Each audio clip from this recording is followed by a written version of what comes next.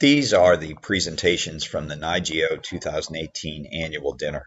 Starting out with the national perspective, we'll hear from Ryan Dougherty of the GEO Exchange Organization, then hear from Cary Smith, Michael Albertson, and Jack DiEnna from the International Ground Source Heat Pump Association, or IGSHPA. Then the Executive Director of NY-GEO, Bill Nowak, will give a year in review and have some slides related to that. We'll hand out some awards, some excellence awards, to some of our outstanding members. Then Jens Ponikau, a NY-GEO board member, will introduce John Rhodes, who is the chair of the Public Service Commission. Enjoy. Thank you. Thank you. We're going to try something a little different here in terms of getting started a little earlier. I know you want to be enjoying your meal, and we can hope you can do that and pay some attention to the program as well. So once again, you are an amazing looking crowd. I wish you could all be up here and looking out at this. This is tremendous.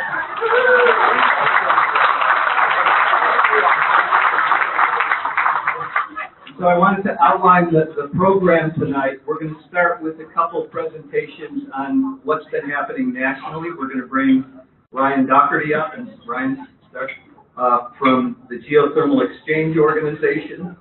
And then we're going to have Cary Smith and Jack DiEnna come up and talk a bit from the perspective of the International Ground Source Heat Pump Association.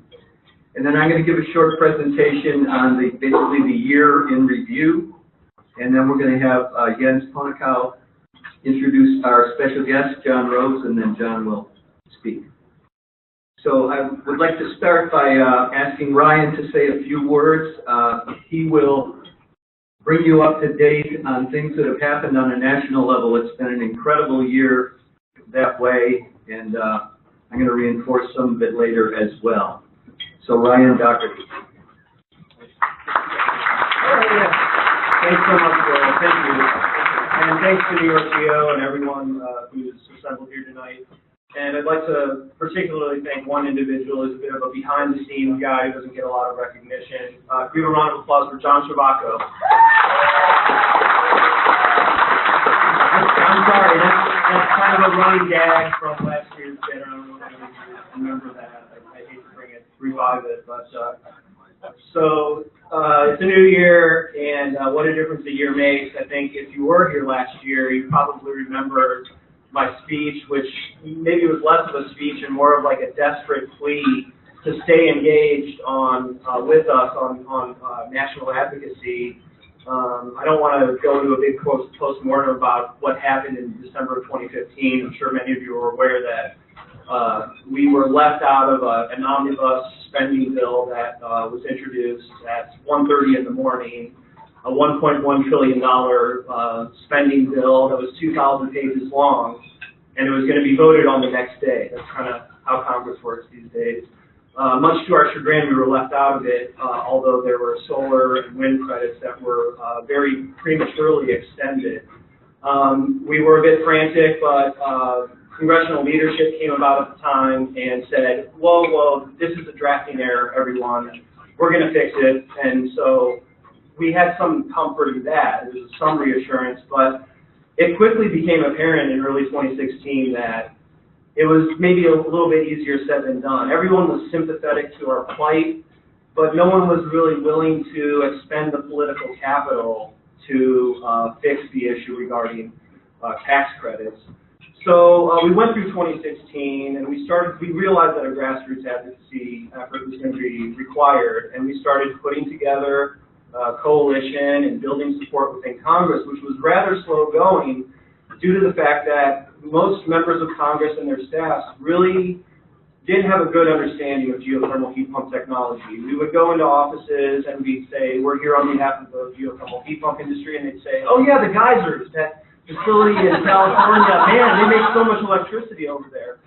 So it was something of an educational endeavor of sorts, extolling the virtues of the works, the benefits to the consumer, the benefits to the environment, the job creation aspects.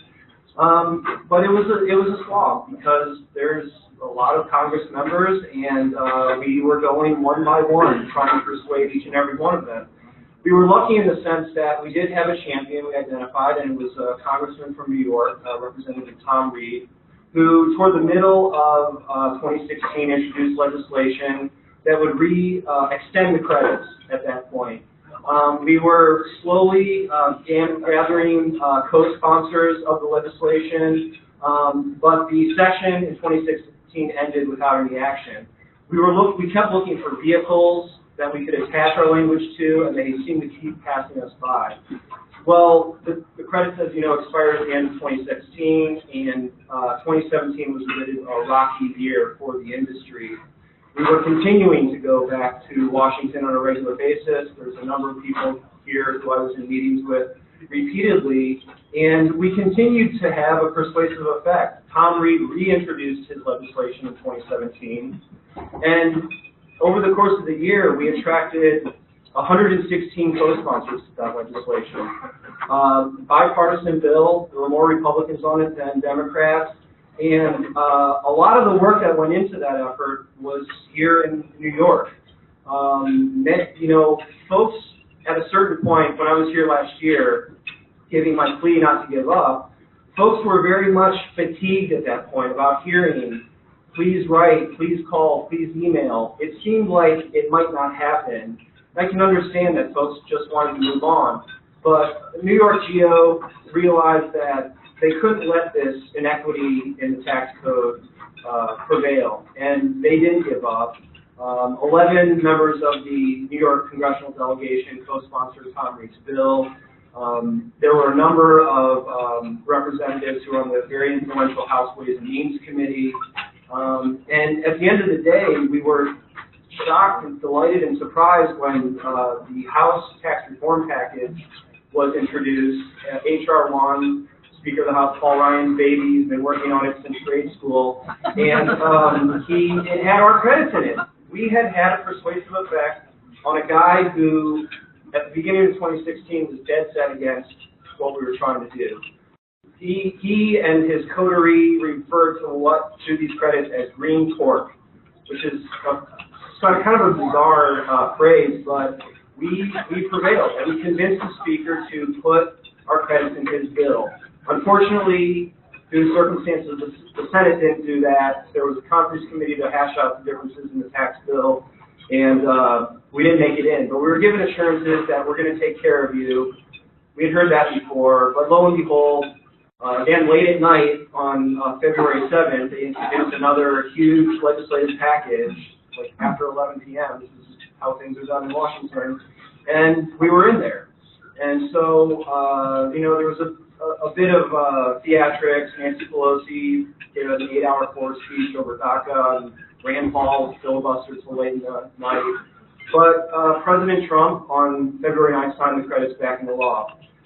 It's still weird saying President Trump, but I'll get used to it.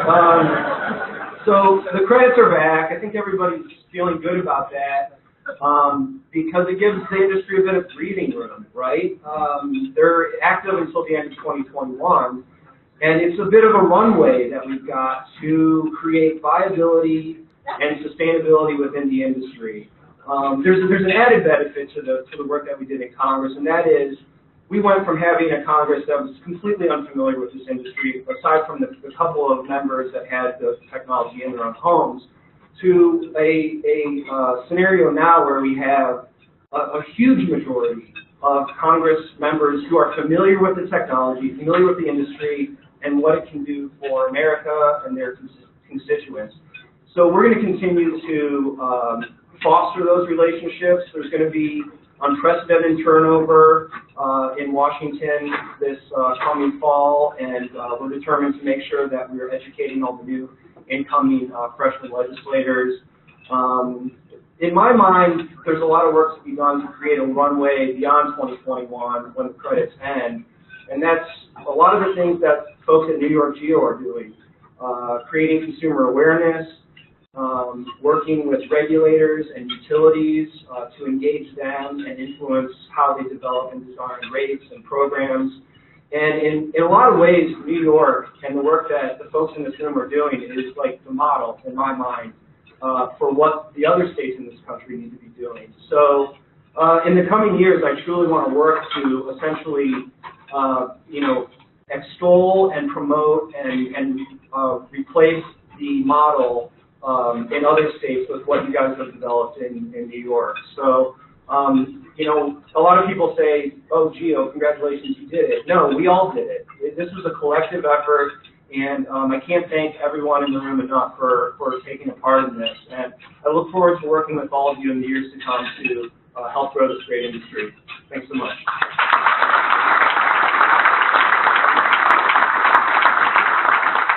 Thank you, Ryan. Boy, he was a rock through this last year, helping to make that happen. The next speaker I'd like to introduce is Cary Smith. Cary gave a great presentation this afternoon in the technical track, and his business is Gray Edge, and he is a board member of the International Ground Source Heat Pump Association. Don't go away. You're going to talk to me this. We work with state organizations all over the country, and you have been the primary example that we have held up to other states to look at, and your organization and what you all have built in this state to say, this is what we need to unify this industry. And really, I just can't say thank you enough to you, your staff, all of your members and everything else, and all of the people that you've engaged out here, state regulators, and so forth. Okay.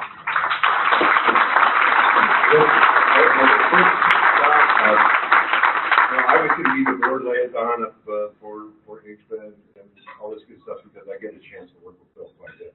And I want to take a minute first to thank all of you for everything we've gone through. IGSHPA is kind of revitalizing itself. We're moving into more training, we're more advanced training, probably more formal stuff. We're looking at advocacy. We published our first white paper. I think it's the first thing IGSHPA published in years. And we've got a very active board of directors and group that are trying to engage everybody. So really what we want to do is we want to invite all of you to be part of this. Now, part of the initiative that we've done is we've set up a training in Ontario. So we're hoping to work with some of them. But what I really want to do now, to keep this short, is I'd like to take a minute, and we just happen to have our president of the board, recently elected, Michael Albertson, and let him kind of give you a quick idea of what his vision for the future is. So you've got like 2 minutes, Mike. And by the way, John told me to hurry up because Jack was messing around. Good evening. Good evening. So was that 3 hours? Or okay. No, I'll make this really quick. The ink's not dry yet, hardly, on the being elected the president of IGSHPA, and I've been involved in the International Ground Source Heat Pump Association really before it was an IGSHPA. And I know a lot of you that are out there. I had the privilege of, I really lived this industry. Installed my first geothermal heat pump system in 1979. And so I've learned a lot from a lot of folks like you that are out there, and it's a privilege to continue to work with IGSHPA and GEO and the other associations that are out there because, for the last several decades, 3+ decades, that I've been involved in the industry, I keep thinking, okay, next year is going to be the year it's going to take off. Next year, the consumers are going to figure it out. Next year, we're going to come up with a new drilling technology. Next year, the utilities are going to do something to embrace the technology, or a state government, local government, federal government, whatever it is. And I've got to tell you, this group, and and Bill was right. I mean, if you sit here, you look out in the audience, and I see the smiling faces, and I see the energy, and I see the passion to grow our industry. That says a lot, and I haven't seen that in quite some time. We all had kind of a tough year in 2017, but sometimes you got to get beat up to get stronger. And so I am really energized to be here. This is not my first New York GEO conference. I had an opportunity to participate previous years, but you guys really kicked it out of the park. And what this industry is, being involved, I'm a board member at GEO as well, and being involved in the industry, and you're thinking, what is the future? Why are we here today? What is the future looking like down the road? If each one of you just sit back and take a look to your left, and you take a look to your right, and you take a look across the table, that is success based on the industry. And so you guys nailed it. So I really appreciate being allowed to be here over the last couple of days, and then again tomorrow to work with you. I look forward to working with Bill. You talk about working with different associations and all that, and if you look around the room, Bill's not the association. Bill has just done a tremendous job of listening to the voice of membership, and the voice of membership, whether it be a utility or a contractor or a manufacturer or a wholesale supplier, a looper, a driller, whatever it is, that's the membership. What Bill really succeeds at is listening to the voice of membership and trying to figure out what that plan is, putting it in place and moving forward. So hats off to Bill. He's run a great group.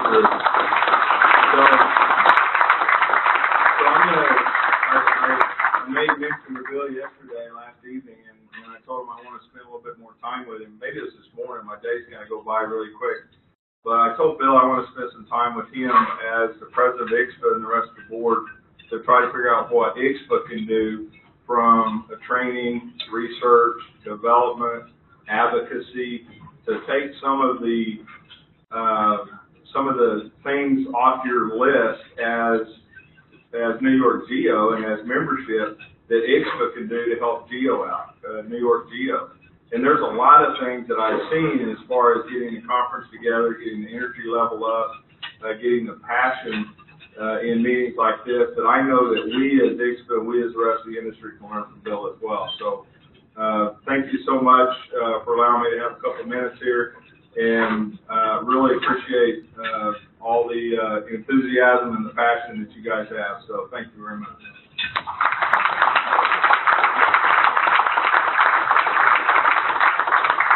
Next, I'd like to call up Jack DiEnna from the IGSHPA board. We heard from Jack last year. He's one of the stalwarts of our industry. Please welcome Jack DiEnna. I got to tell you, I'd like to mention John Chavaco, who's done such a great job today. But I feel like saying what he said.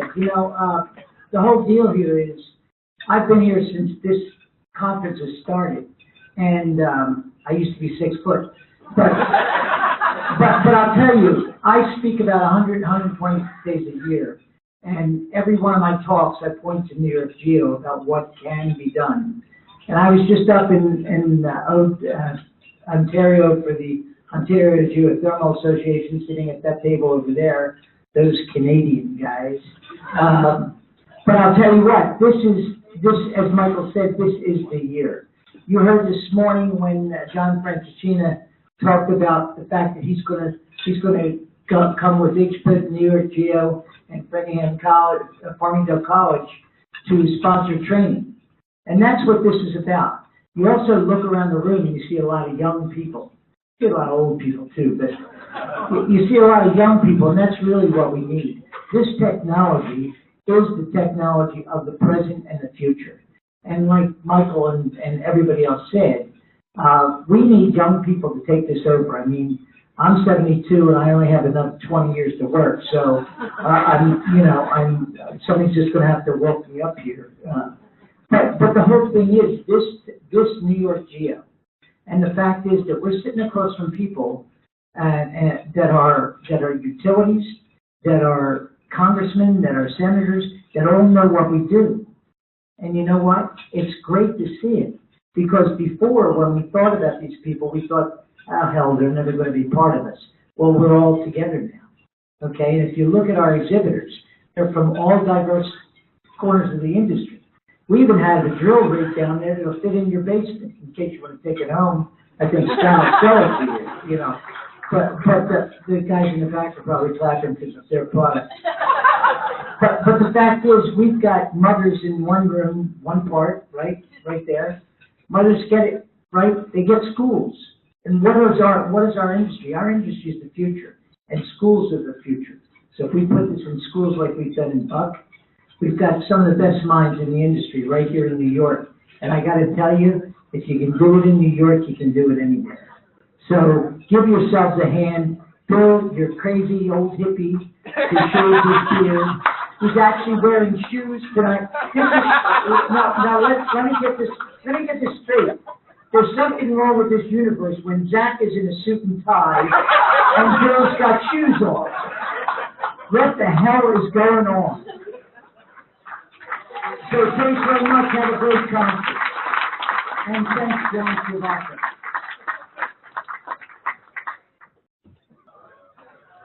So once again, I would like to thank our sponsors. Really incredible support we've gotten. I'd like to recognize Waterfront. I'd like to recognize Water Furnace. I'm sorry. Too many things at once. Water Furnace has been behind us from the very beginning, and it's been great to have that support. I'd like to thank NYSERDA and Kilfrost. These three organizations were the prime sponsors. They were the engines that kind of put us forward. I'd like to thank GeoStar, which has consistently sponsored the Top Job competition.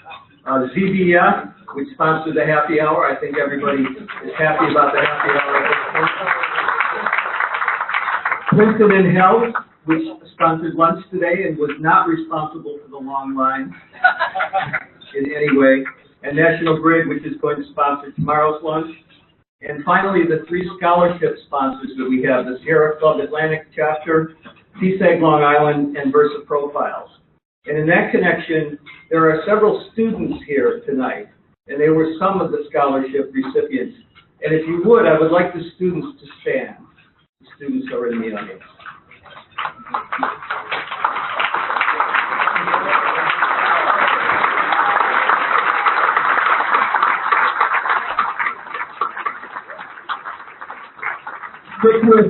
Stick with us. We need you. So I'm going to run through a presentation at this point. Is it loaded, Chris? It is loaded. Okay. And I want to take you briefly through a review of this past year. And we're going to start out with the scene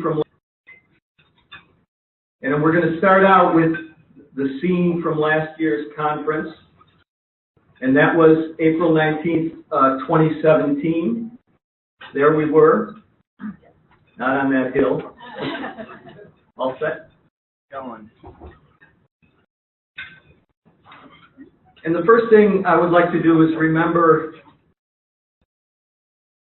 one of the folks who has been at our conferences in the past who passed away this last year. Jim Ashley was a humble, tenacious, and true advocate. He was the president of the New England Geothermal Professional Association, and we're going to miss his presence at this point. We can have just a quick minute of silence for Jim.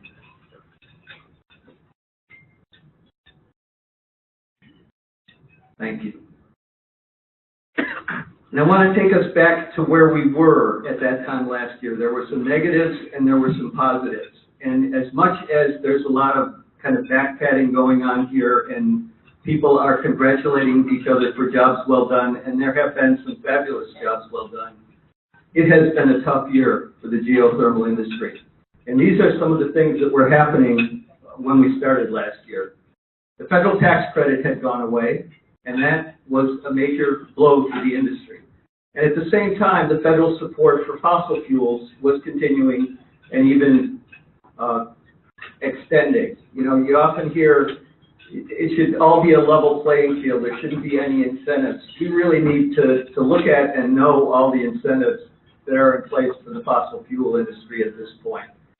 Geothermal would do great on a truly level playing field. Low gas, oil, and propane prices make it difficult in the geothermal industry. We had, as was brought out in this morning's session, there is still a great deal of legacy support for the gas industry in New York State. Low consumer awareness of geothermal, which is something that continues, and it's something that we're all addressing all the time. Building professionals unaware, and we'll talk a little bit about a big step New York-GEO took in relation to that this year. And then the upfront cost barrier. It's something that continues to be a problem for us. We all know that geothermal over the term of the system is less expensive than the alternatives, but the upfront cost barrier makes it unaffordable for people, and we were facing that. So that's the downer end of things. And to kind of put that in perspective, Doug Dougherty, Ryan's dad, said that our residential sales fell 45 to 50% in 2017. And I know there were layoffs in New York State, and there were some painful things that happened in companies here. But at the same time, we went forward with a spirit of optimism coming out of that conference. And part of it was the industry pulling together. And as I wrote this, I was thinking just industry, but it's also the community. You're going to see in some of these slides that there is an enormous amount of support building up within the clean energy movement, within various communities across New York State for this technology. And New York State support was coming. The governor had committed to a rebate program. And on the positive end of things, I just wanted to say that we have had tremendous access to the energy officials in New York State. And running kind of clockwise from the left, we had John Rhodes, who spoke here last year as the leader of NY-GEO. And we're so pleased to have him back here tonight as the leader of the Public Service Commission, which NY-GEO keeps reminding us is the boss of NY-GEO. We've met with Richard Kaufman over the last year. We heard from Alicia Barton this morning. Peter Olmsted is the governor's assistant secretary for energy. We had a nice session with him, and we have brought the daylights out of Donovan Gordon this year. He is the renewable heating and cooling coordinator.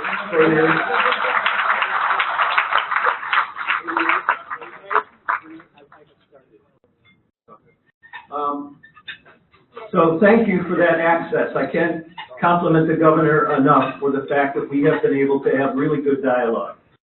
And sure enough, in May, the ground source heat pump program came out. There was a rebate manual, and that has been a lifesaver for many of our companies. Those rebates really make a difference, and they bring the upfront cost issue into better perspective. Also in the summer was the formation of Dandelion, and after that was ground up Geothermal Alliance of Western New York.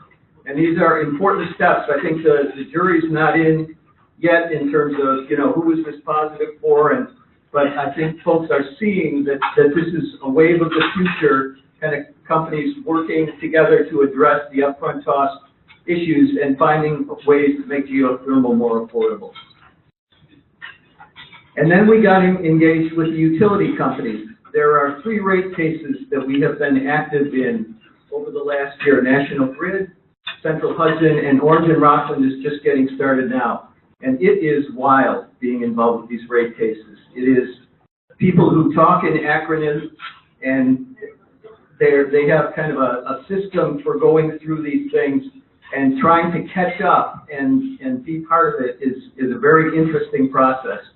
But we are thankful that we've been accepted in those processes and have made some real progress.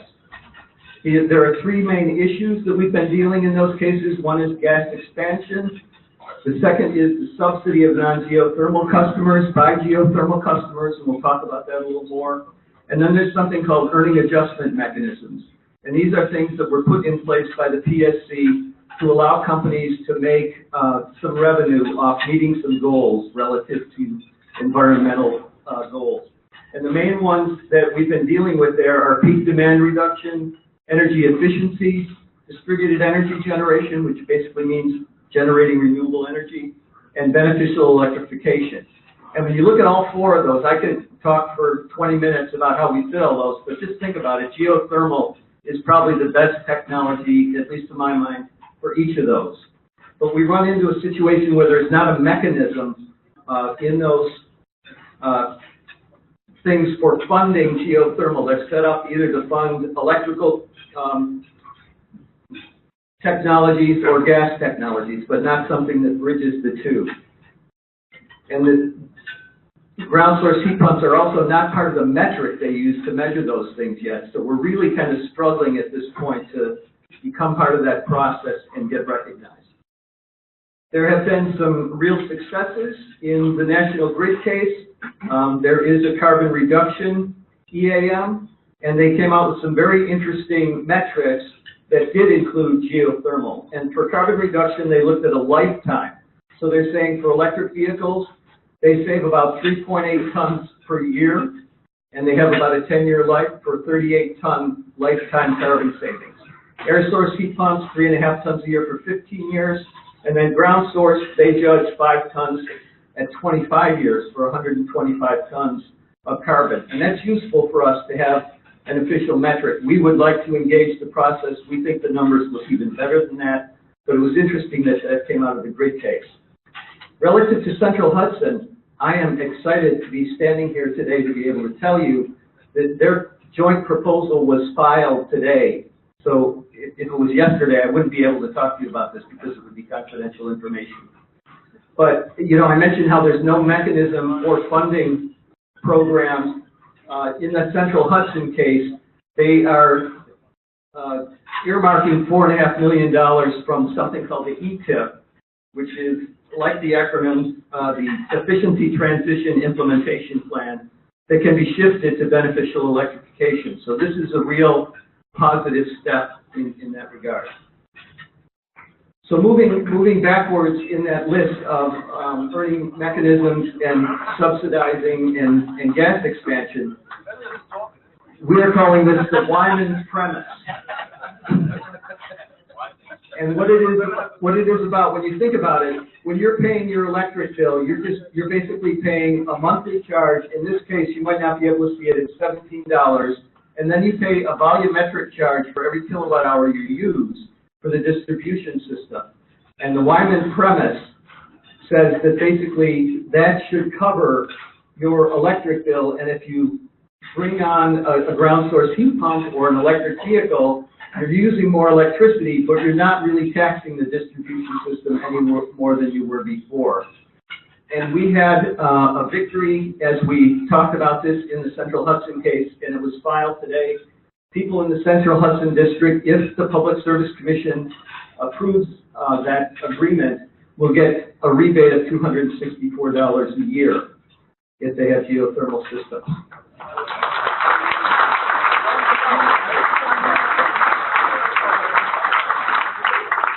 We think that number needs to be worked with, but it's a great victory getting that way of looking at it recognized. Relative to gas expansion, there's some great things happening in terms of non-pipeline solutions and in terms of folks starting to look at gas infrastructure as potentially a stranded asset.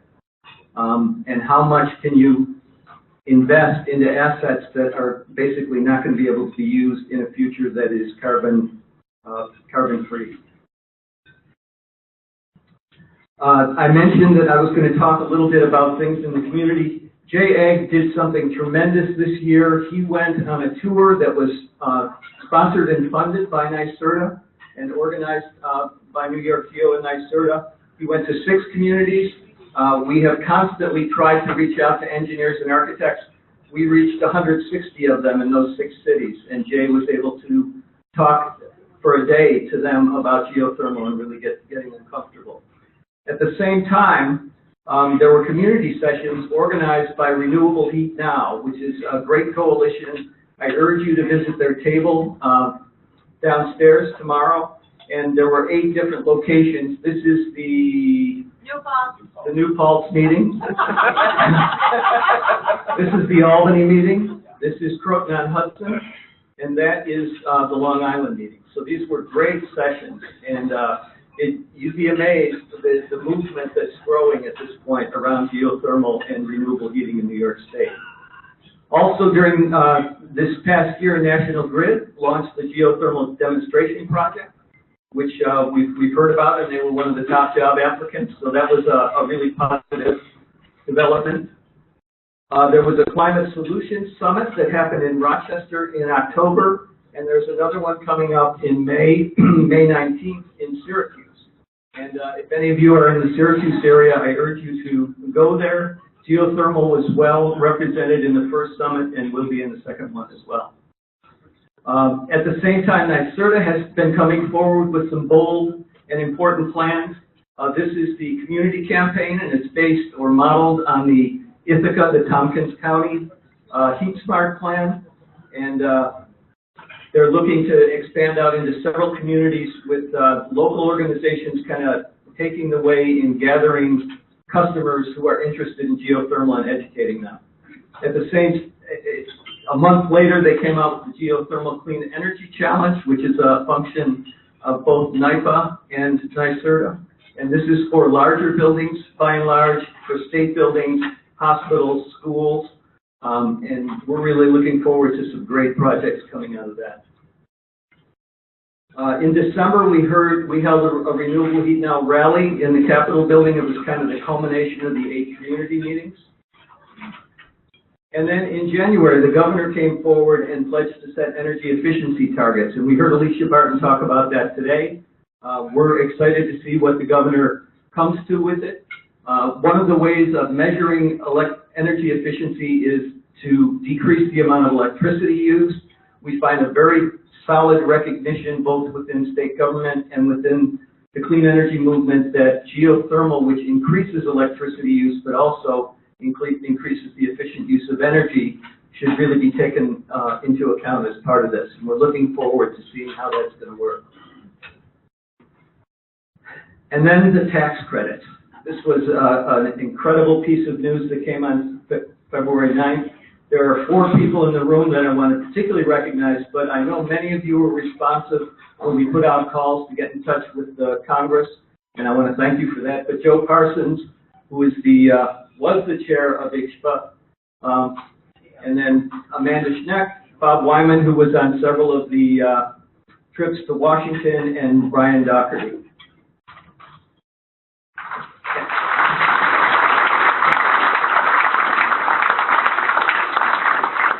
And with that, I would like to ask 4 individuals to come forward, if you would. And that would be Bob Wyman, Jay Egg, Amanda Schneck, and Ryan Dougherty.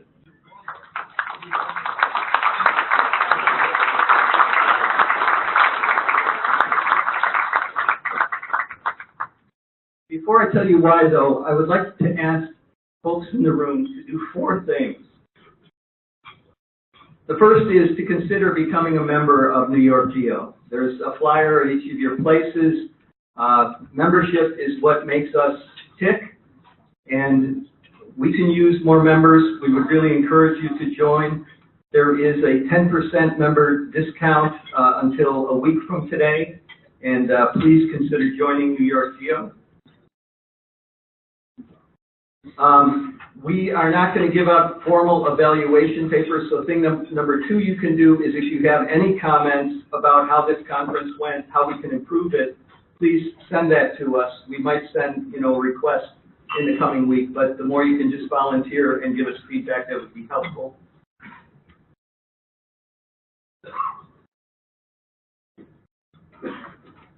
And I wanted to let everyone know that next year's conference is April 10th and 11th. We don't have a location yet.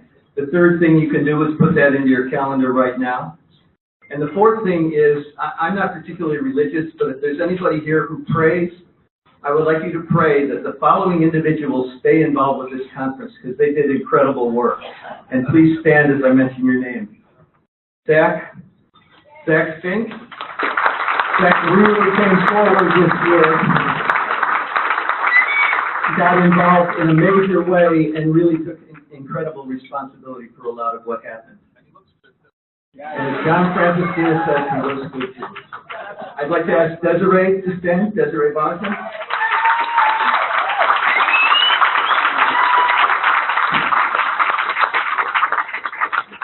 Desiree was an incredibly important part of our organizing effort. Many of you have heard from John Shabako in relation to this. John, please stand.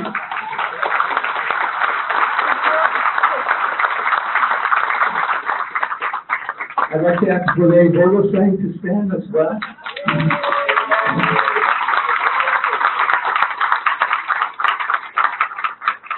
Billy Roberti, who kept the website together. Thank you, Billy.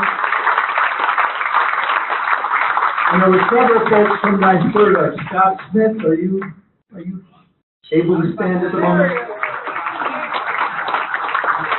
John McCullough, Karen Fusco, many people who spend an hour with us every week on the phone and then out doing the organizing from there. So the last thing I'm going to have to say is that NY-GEO would like to give some awards this year. And I'd like to start with Jay Egg.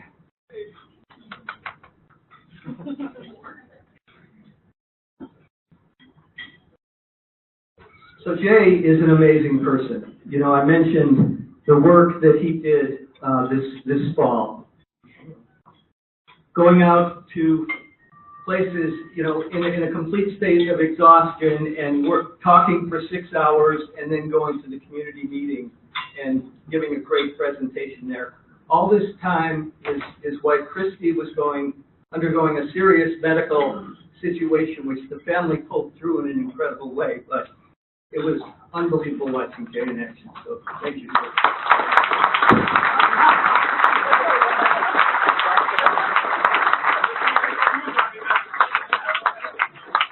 I just want to say thank you to the geothermal community.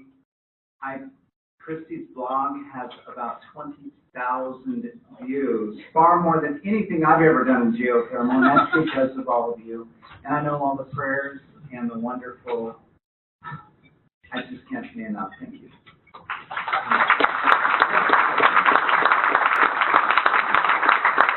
Next, I'd like to thank Amanda Schneck and Ryan Dougherty, who were the heart and soul of the effort to get the geothermal tax credit back, at least in terms of New York, and the way we connected with it.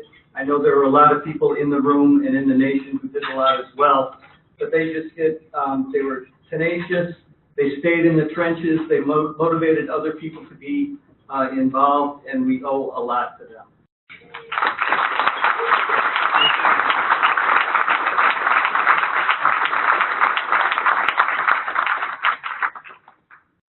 And last but certainly not least, I would like to give an award to Bob Wyman. This is the New York Geothermal Excellence Award, as the other three were also entitled as well. Bob is a leading theoretician in the transition to renewable heating. He's one of the founding energies behind Dandelion. He is the guy behind the Wyman premise. And he has been NY-GEO's rock in these rate cases. We build our work off of him. So, Bob, thanks so much.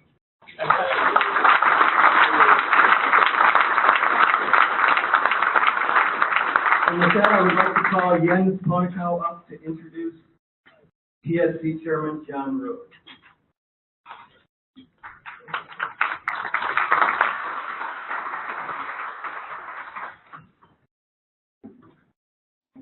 This year I'm not wearing a jacket because I thought last year, you know, Bill was in sandals and I can dress down a little bit. It surprised me, let's go this way. Got to keep you on your toes, yeah. So John Rhodes is here the third time in a row, and the last two times he was here as the CEO of NY-GEO. But I remember exactly a year ago, after he spoke, I was getting text messages saying Governor Cuomo nominated John Rhodes as the future chair of the Public Service Commission. I'm like, whoa. So I thought about this, and I realized over the years working with the commission that it takes a huge amount of intelligence, a huge amount of balance, and a huge amount of integrity to do that job. So I'm not 100% sure if I would want to do your job, John, but I tell you, I'm 100% certain that I'm so glad you got the job. Having said all that, without further introduction, Please join me in welcoming them both.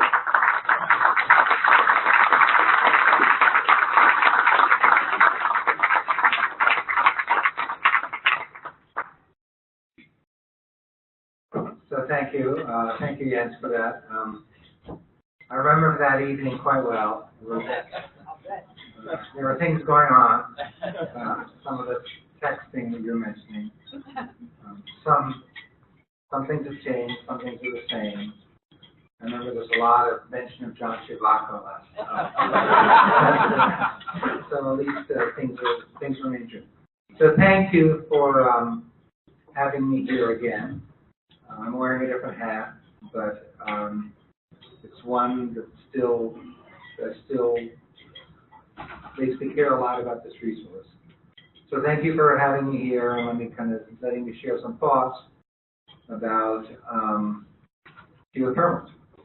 But before I do that, just a little bit of formality. I am here as the head of the Public Service Commission.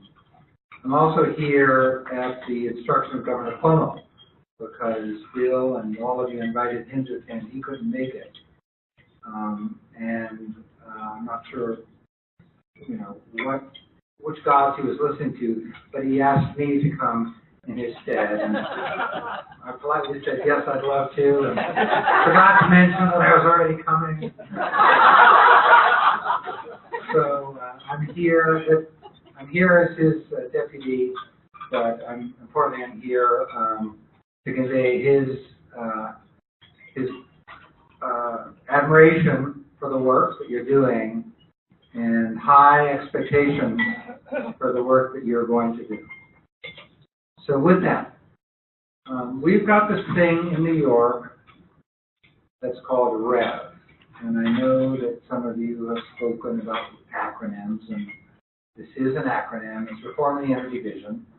And I know that some of you have spoken about how complicated things can be when the Commission gets involved. The stakeholder process spins up. And it is a complicated machine, but it's a machine with actually a fairly simple purpose. And that's to deliver a system, an energy system for New Yorkers that's cleaner, that's more affordable, that's more resilient, and that's always reliable. So we need to do that. And some of those goals seem kind of at odds with each other. How can you do all this stuff better but also cheaper? And there are a couple of tricks, I guess is the word, that are available for us to use when we do that.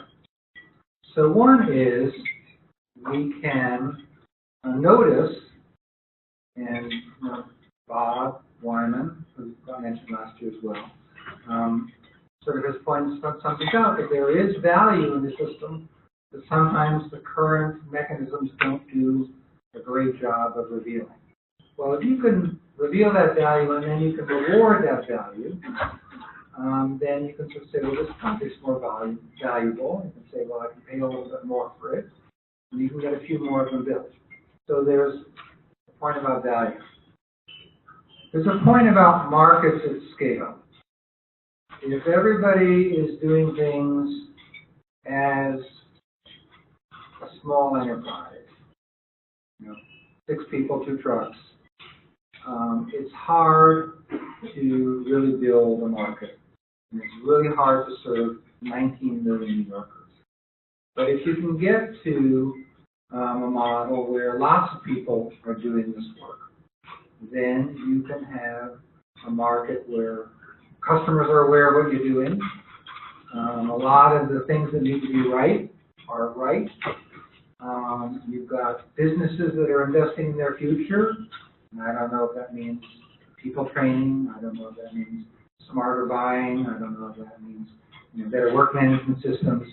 But you can see that those are things that would allow a business to do better. So markets at scale. And finally, this is our not very secret. We make commitments based on where we see the technology going. And where there's technology development that's really, really promising, it's very exciting for us. And what do we mean by technology that's developing in a really exciting way? It means technology where the costs are coming down and the value or the functionality of what you offer is going up. And the list of technologies that are doing that in our world is long, and it's really exciting. You know, talk about offshore wind, we can talk about solar, we can talk about storage, we can talk about electric vehicles, but tonight, we can talk about heat pumps, because that really is a resource, a technology where things are really breaking our way. So, okay, so we can make a bet on things where the technology is working well, where we think there's a chance that consumers could really like it in a big way, where there's value to be unlocked and shared so that stuff gets built. How can we do it? Well, we can do our role. We can help the world identify customers, companies, more and smarter innovation and investment. We can remove impediments. Sometimes there's bureaucracy in the state. Sometimes there's soft costs. Sometimes it's hard to get good finance. Sometimes there's missing data. You know, I don't even know where to go with this thing. Sometimes they're missing standards. Well, a wise government agency would take those things on because those are the things that we can really influence. And a wise government agency would stay away from some other things, like this is how you should market the solution, this is how you should reduce costs, this is how you should design a new system, because frankly, that's what other people are going to be better at. And so we want to get busy on the things as a government. That's my new agency, the Department of Public Service, and it's true still of my old agency, NYSERDA. That's our job. The job that we're not going to take on is your job. And to me, the core of your job is value. And the always on your mind, mission one quest for the folks in this room needs to be, how can you deliver value? Now, we're going to help you, but sometimes geothermal is more valuable here than there. Here's a good location, here's not a good location. Well, let's give you a map and help you find it. But at the end of the day, it's the people who provide the solution that are in the best position, the only position, to deliver value. That's kind of proposition number one. Proposition number two is, and this is sometimes not something that's honored by the work of everybody that we see. When we deliver value, we have to deliver it to 4 people, or 4 parties. And we don't always remember the full list of 4. So, most of you who are businessmen do a pretty good job of worrying about party number 1, which is you. Right? Otherwise, you won't be back next year. Unless you're working for a government agency. So, we're going to leave that one on you. But, you know, you're the installer, you're the manufacturer, you're the driller. Okay. You're going to be able to say, yeah, this is a good business, how much is it? Often you're pretty good about saying, well, this is good for the utility. I need to work with them. There has to be something in it for them. There has to be upside. How it's going to arouse their interest. Sometimes, and this is a pretty good industry, but not universally, you forget about the customer. Wait a minute, we're supposed to be able to make them happy too? Can't we just make them take this technology? You do better, there are others who don't. And then finally, this is the one that most often gets forgotten, is the ratepayer. Remember that what REV is about is making things more affordable. And the ratepayer is a kind of ugly term that means the person who provides the money for the energy system in the first place. It's the person who pays the utility bills. It's the source of every dollar that's out there. And that leads me to a point about my idea about there are 4 people that need to benefit. That's not a philosophical, oh, wouldn't it be nice, and we shouldn't lie, and we should, you know, keep our promises. It's actually a really pragmatic point, because if you can't make those 4 people happy over the long term, and most of the time, you're not going to have revenues. And if you don't have revenues, you're not going to have much of a business. So that needs to be really a focus, a sustained focus that as you go forward. So that's a challenge. How are we doing? Well, I think we're doing better as I look around year after year in this world as in other worlds. I think that the regulators are doing, and the government agencies are doing a better job. We're listening a little bit better to the market and understanding what the real issues are. We know that there are things that you need in order to have a good business, like data. We know that you need to have confidence in your revenue. We know that sometimes you're going to do something that's innovative. If we're going to let you do something innovative, are we going to let you take some risk, and is that going to be okay with us? And is it going to be okay with us if the utilities take some risk? Well, yes. The basic reality is you can't have innovation without risk. So if you don't want risk, you don't want innovation, and that's not a bargain that we're willing to do. So we're evolving. We're getting better. I think we'll be better next year than this year. So we're doing our bit. We got the state programs, like the things that NYSERDA is responsible for. You know, they're getting better too. They're working on, you know, okay, what does a good rebate program look like? And there's an answer that's really important. A rebate program that is Santa Claus forever is not a good rebate program. A rebate program that helps an industry or a set of businesses get something going, the training wheels model, get something going, and then once they're going, they don't need it anymore. Well, that is a good incentive because you've now got something that really works. You've got a bike with a rider who can ride the bike. So that's a good thing. And we've got utilities that I think are doing a really good job of evolving as well. They are willing to try new things, technologies. They are willing to try new business models, and we'll talk a little bit about some of those. They too see that things have to happen at scale if they're going to make a difference. It's cool to have a demo project that's really exciting, but it's even cooler if you've got so many of them, can't possibly call it a demo project anymore. And they're organizing better themselves. You know, different sub-organizations within the utility are doing a better job. So, and then there's you, the business side, and you're doing a better job too. You're doing a better job of delivering and figuring out how to deliver even better in the future value for all the folks that I talked about. You're doing a better job of engaging with the utilities.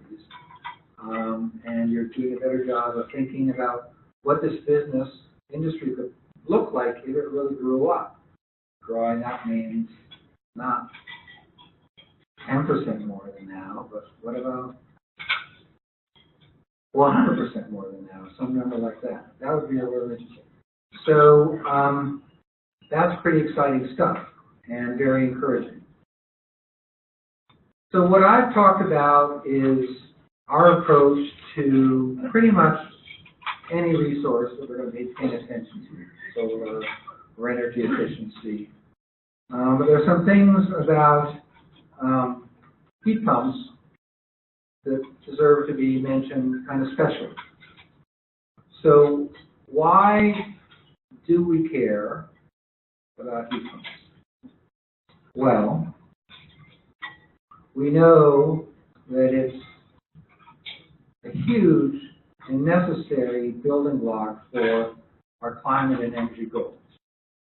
If we want to decarbonize, we need renewable energy, including renewable thermal energy. And if we want to decarbonize, we need to use less energy. And we know that space heating and water heating and space cooling account for about a third of New York's energy consumption and greenhouse gas emissions. That's a pretty high proportion. Part of it's related to the fact that we're kind of a low transportation state and a build-intense state. Those are big numbers, and we can't possibly achieve what we need to achieve. There's a third of the energy that we're not going to, address. So we need to do it. And this has been recognized just by anyone who does math, and it's been recognized by our official pronouncements, our state energy plan, our biennial update to the state energy plan, clearly named electrification of thermal end use, report speed for heat pumps, as a core opportunity for New York State. And we know the costs are coming down, right? We know that your costs are doing better. We mentioned some of the initiatives, Dandelion and Ground Up, that are doing better. It's really, that's good. That's promising. It means that, oh, there's a pathway to get there. And we know that heat pumps really can deliver the goods in terms of energy efficiency, right? There's a summer benefit, right? Cooling season, reduce electric consumption compared to other solutions. And there's a winter benefit when you just get rid of a lot of especially dirty on-site energy use for winter heating. So these are reasons why this is a resource, if you look at a business as you might look at it, that's really compelling. And we know we're making a start. When I was here last year, we were on the brink of a nice sort of program, having it on the street. I think we were out in a month or so. That was exciting.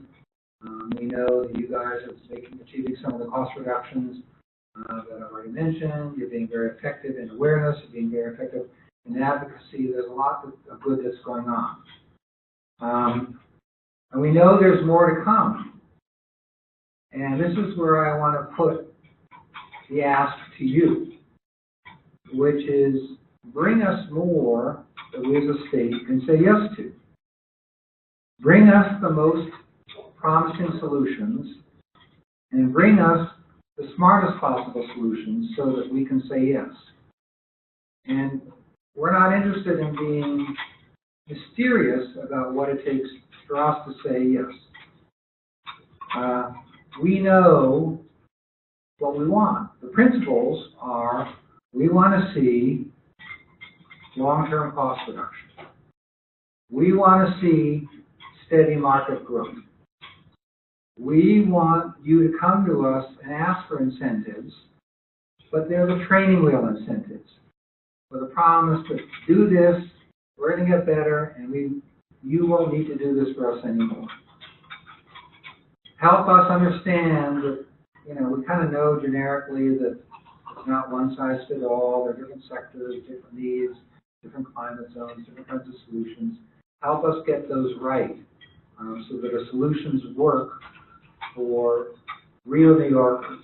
If they can't work for on average New Yorkers, right? Because the on average New Yorker, lives whatever 6 stories up, because half of Manhattan and half of upstate, and you're sort of right there. I mean, that doesn't do anything. We need to work for the specific needs. Okay. Sorry about that.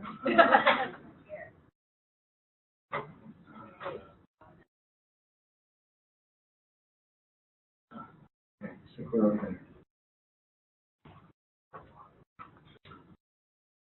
And we know we need you to work closely with partners in figuring out new innovative approaches. And the one that I kind of like best at the moment is the non-pipe alternative. So, yeah.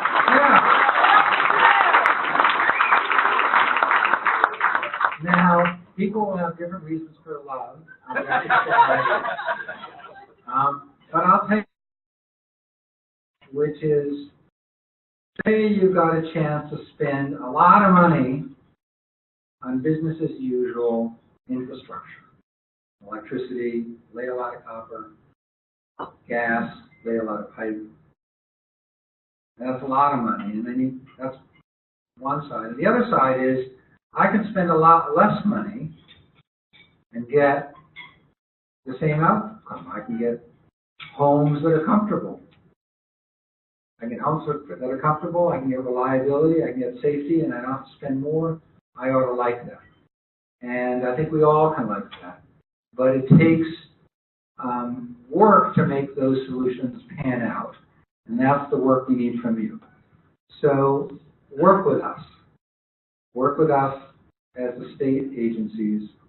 Work with us as utilities. Work with the customers so that we can figure out the best path to get this really compelling resource online. We know there's more to come. We know there's more to be done. We'll do our bit with coaching from you, but we need you to do yours. So thank you very much.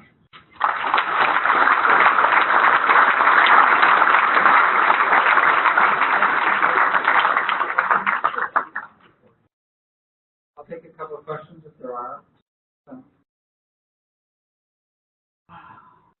This is your chance.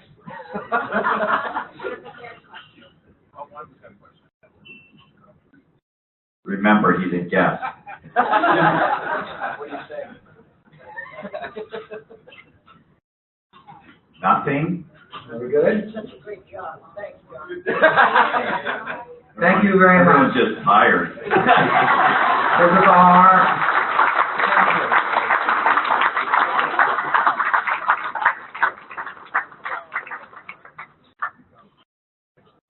I will. All right. Wahoo! Day one, done. I'm a little worried about the server, but I think everybody else is okay. Is she all right? All right, that's good. Tomorrow we are, which I said to some folks earlier, but we start a little earlier. So if you show up at 9 o'clock, you're going to miss a lot. It starts at 8:30. So don't even think 9 o'clock. Get 8:30. We're only going to talk about it. What time is it tomorrow? 8:30. So let's be here at 8:30. Because one of the great things that's going to happen probably between 8:30 and 9 is we're going to get to hear from Donovan.